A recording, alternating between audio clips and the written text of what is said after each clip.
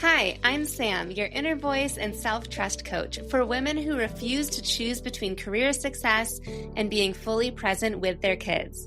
This is Journal Entries, where we break free from self-sabotage, reconnect with our inner wisdom, and live truly fulfilled lives in both of our roles. Let's dive in. Hello. Welcome back to Journal Entries. This is so random, but I feel like my voice is getting raspier.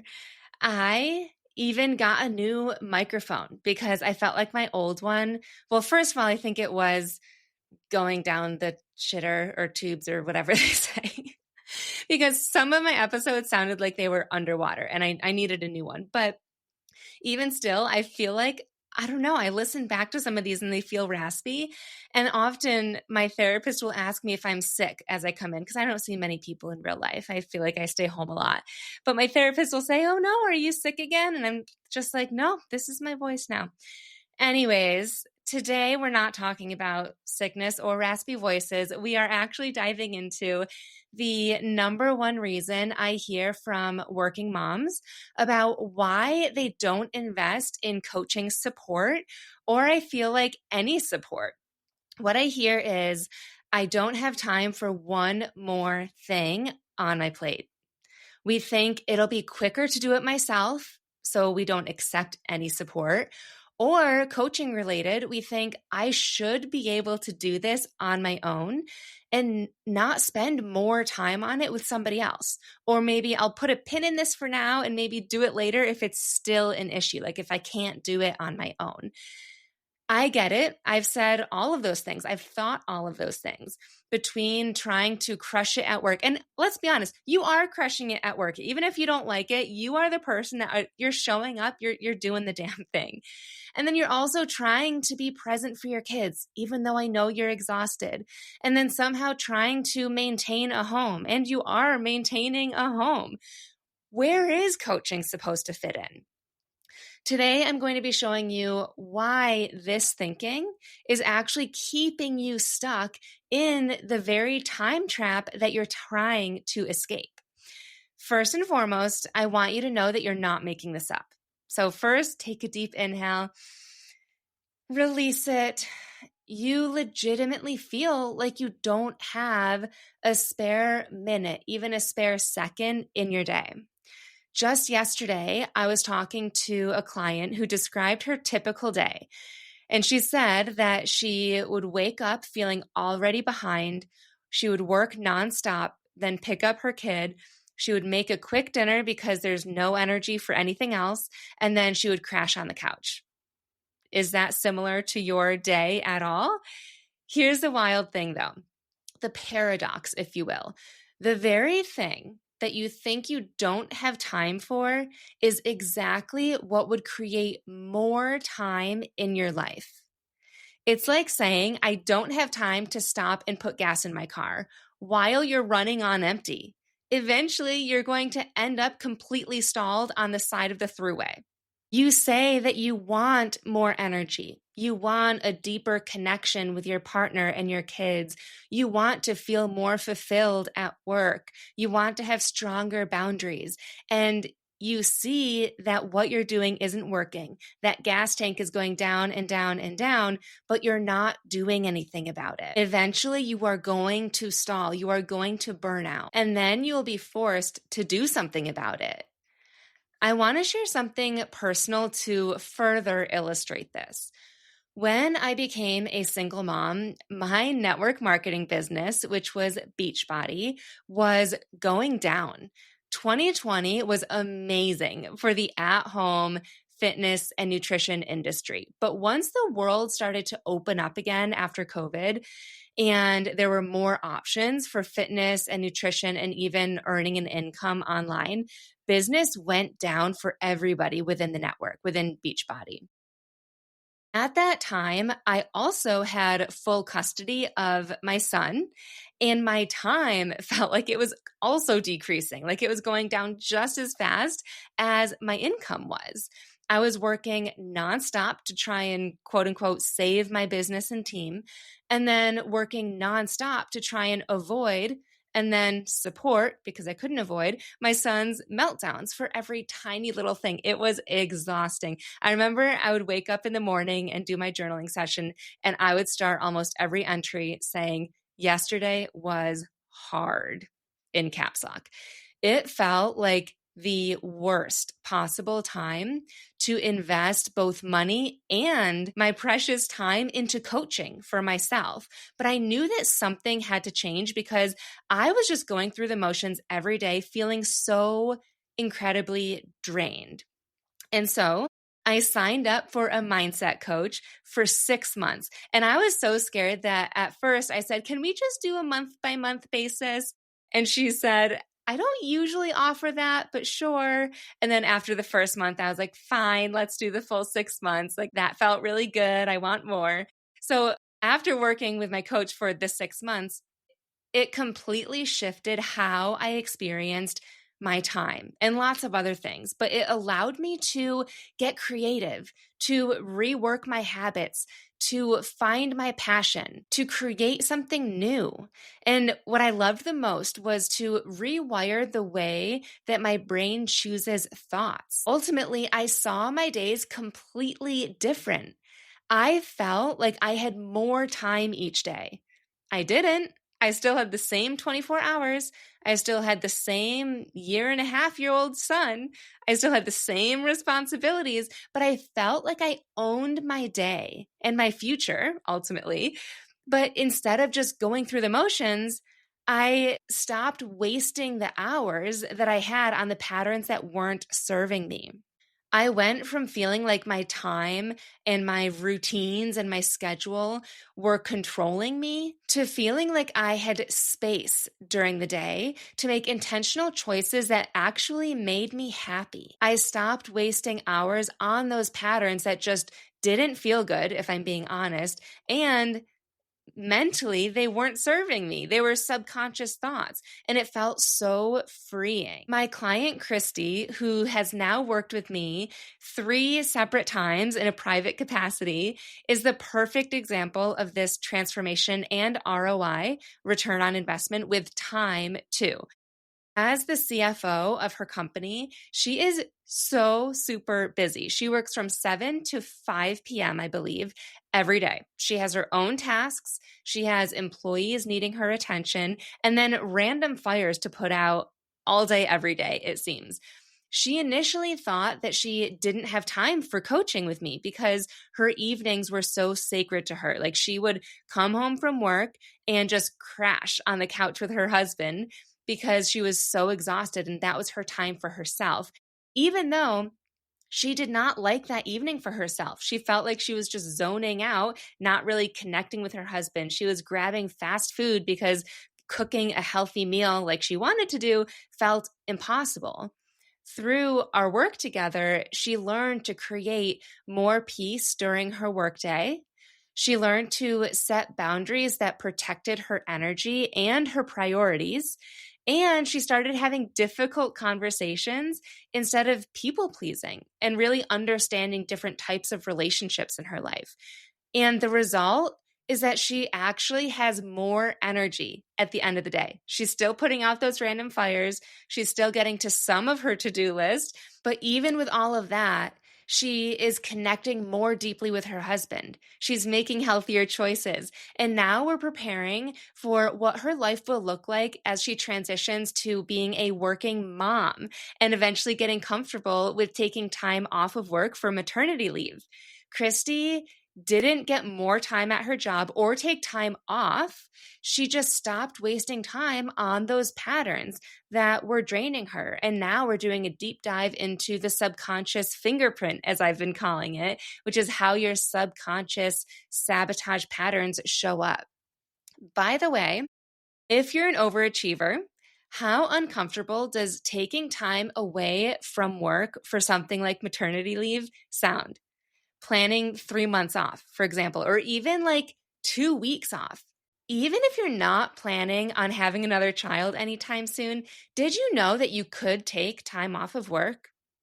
You're not, though, because of how your brain is wired based on that subconscious sabotage fingerprint. like not wanting to disappoint people, feeling the restless urge or need to constantly be doing something at work. There's so many reasons why, and that's some of the type of work we do together. Here's something else that I've noticed in my own life, and this is very recent. Sometimes when I feel so busy, like at max capacity, I used to feel too busy to stop working. I was like, but I have to do this. I have so many things on my to-do list that I realized I'm actually just doing busy work, stuff that feels like I'm being productive, but it's not moving the needle forward at all. It's just something to cross off my to-do list. So now when I catch myself in first, I feel the trigger in my brain where I'm like, ugh, this is taking longer than it should, or this is so boring, or I don't want to be doing this. And then I realize, oh, I feel like I should be doing this task. I literally stand up from my desk, I leave the room that I'm in, and I ask, what do I really want to be doing right now? If I could choose and do anything. And sometimes it's switching to a different task at work that feels lighter. Like if I was writing an email and it just feels like I'm getting nowhere, I'm talking in circles, then I might switch to recording a podcast episode or having a conversation with one of my clients. I'll check in on them or something. But then other times it's folding that pile of laundry that's been sitting on my living room floor for 3 days. And now it's a part of my son's monster truck obstacle course. Literally, that was the case last night. And I finally folded it this morning. No, I folded it last night, kept it in piles, and I put it away this morning.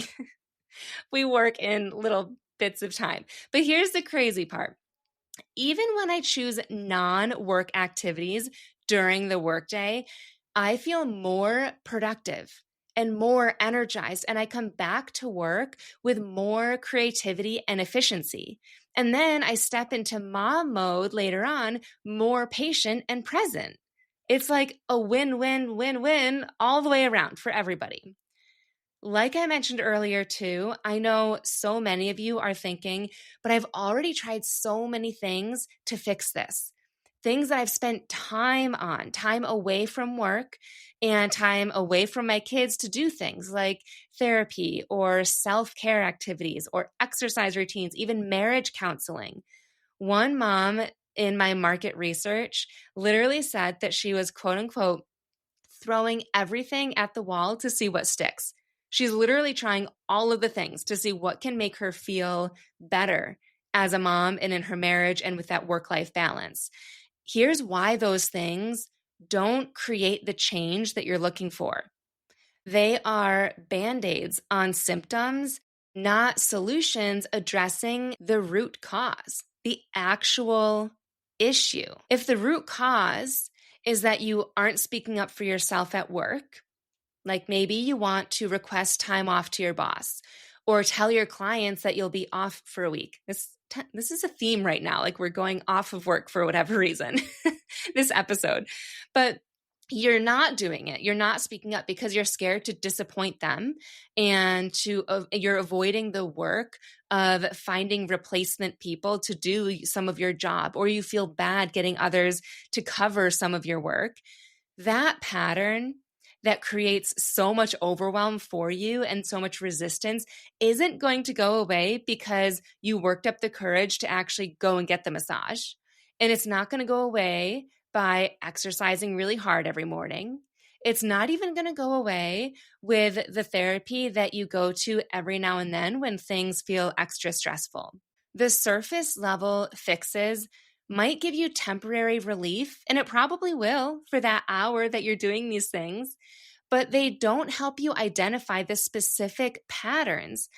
And by patterns, I mean, yes, the subconscious sabotage stuff that we've been talking about, but also the way that we think, that we've been thinking for our entire life, more or less.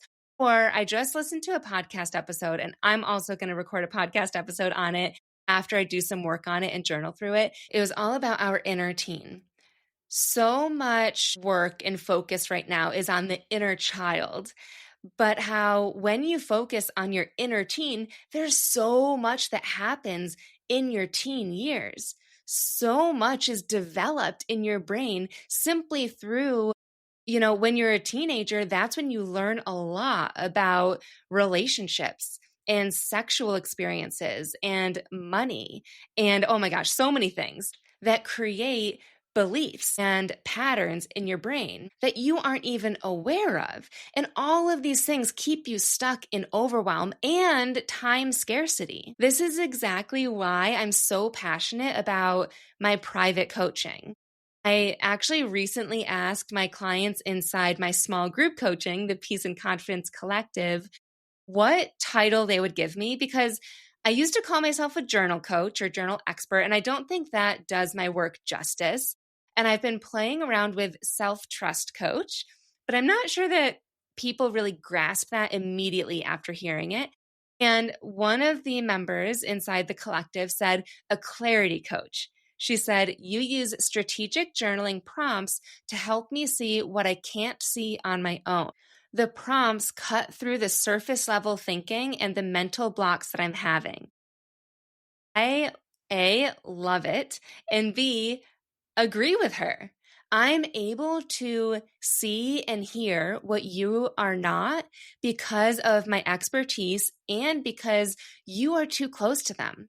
Sometimes you need someone with a truly objective view of your life and of your problems and of your desires to help you work through all of that and to get what you want and to feel how you want to feel. When it's just you and me, I'm 100% focused on your specific patterns, your specific triggers, and your unique path forward, not splitting my time and attention between 5 or 10 different women with 5 or 10 different situations. We get straight to the root of what's keeping you stuck, which means transformation happens faster and lasts longer. I've had clients say that after one private call with me, they feel like their overwhelm went from a 10 to a 1. I've also had clients who started off in a group setting and then they upgraded, if you will, to a private session. And they've said, wow, this private session made it seem like the group experience was kind of like we were dating and talking, but private coaching is like we went there. We are in a full-blown relationship. Like, you know me now. And it feels good to finally be seen and understood and feel like I have a path forward. I could talk on this forever, but if you are ready to break out of this time trap, to actually have the energy to be present with your kids and excel in your career without feeling constantly depleted, I invite you to reach out to me about one-on-one coaching. My private coaching clients get 1 hour a week with me 3 times a month, so 3 hours a week for private calls, plus daily messenger support whenever you need that on-the-spot coaching when something triggers you and something comes up for you. Think about it this way. You are not adding one more thing to your plate.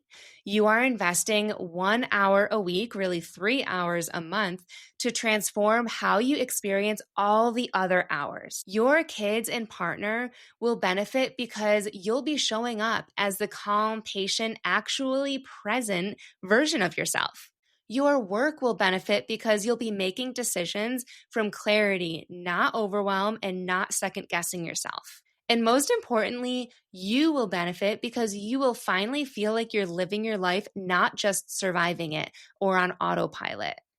So if any of this feels like it might be a good fit for you, click the link in the show notes to fill out a no strings attached quick application. I will email you within 48 hours with pricing options and nitty-gritty details. I'm a person who loves to see but tell me what it really is. What else do I get access to? All of that stuff. And then I'll also answer any of your questions. There are different amounts of spots that I have open at any given time. Like right now, I have 2 spots open. So if you are interested, make sure that you fill that out. We could also set up a quick 15-minute call to see if this would be a good fit for you, if you prefer that option. Either way, fill out that link to the application in the show notes so that I can see your interest and reach out to you. Thank you for listening to this week's episode of Journal Entries. If this resonated with you, please share it with another working mom who might need to hear it and has been venting to you about wanting to feel less overwhelmed, but she's not making time for it. Remember, you don't need more time. You need to stop wasting the time that you have on the patterns that aren't serving you. Catch the Journal with Me episode on Thursday. Otherwise, I will see you next week. Thanks for joining me for today's journal entry. If something resonated with you, I'd love to know about it. Screenshot this episode, share it on social media, and tag me at samantha.s.says.